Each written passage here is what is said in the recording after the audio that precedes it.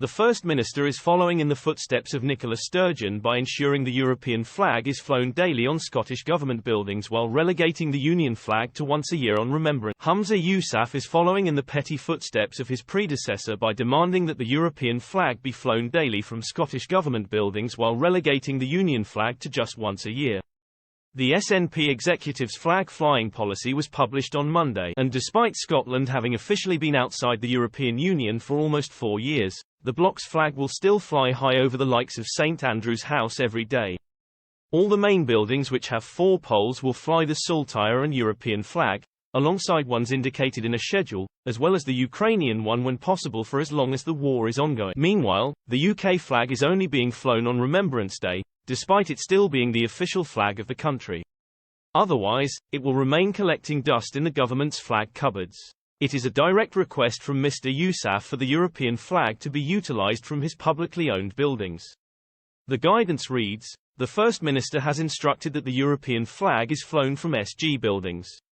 This will be on a daily basis except for specific flag flying dates." This is following in the footsteps of Nicola Sturgeon, who also made the same demand when she was in Bute House, and she was criticised for making a token gesture towards the EU. The SNP have made joining the trading bloc its main tenet behind its renewed push for independence. Most of its taxpayer-funded Skexit prospectuses include various mentions of the benefits of reversing Brexit but fail to outline a clear timetable for becoming a member again. The SNP was also willing to leave the EU if it managed to gain independence in 2014. The Saltire, European and the Ukrainian flag should be flown every day from St Andrew's House, with the former two also being flown from Victoria Quay, with various exceptions depending on special days. These include 4 days when the rainbow flag will be utilised, which is the start of LGBT History Month, International Day Against Homophobia, Biphobia and Transphobia, Edinburgh Pride and Glasgow Pride.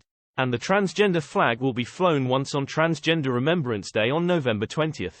Meaning it will appear on government buildings the same number of times as the Union. The other flags to be flown alongside the Saltire on single days are the Commonwealth flag, the Armed Forces Day flag and the Red Ensign for Merchant Navy Day. In addition, a World AIDS Day flag and an Autistic Pride flag will be flown from St Andrew's House, which has 4 flagpoles, only on their respective days. Following a change requested some years ago by Alex Salmond, Scottish Government buildings now fly the Royal Banner, Superior, on royal birthdays and occasions. This is the yellow flag with a red lion in the middle of it, and this will feature on 7 days in 2024, including the late Queen's birthday and her death date, known as the accession. These guidelines only apply to the SNP executive and its related agencies, with local authorities allowed to decide their own flag flying policy. A row broke out in October after the Scottish Parliament refused to fly Israel's flag in solidarity with the country following the Hamas atrocities.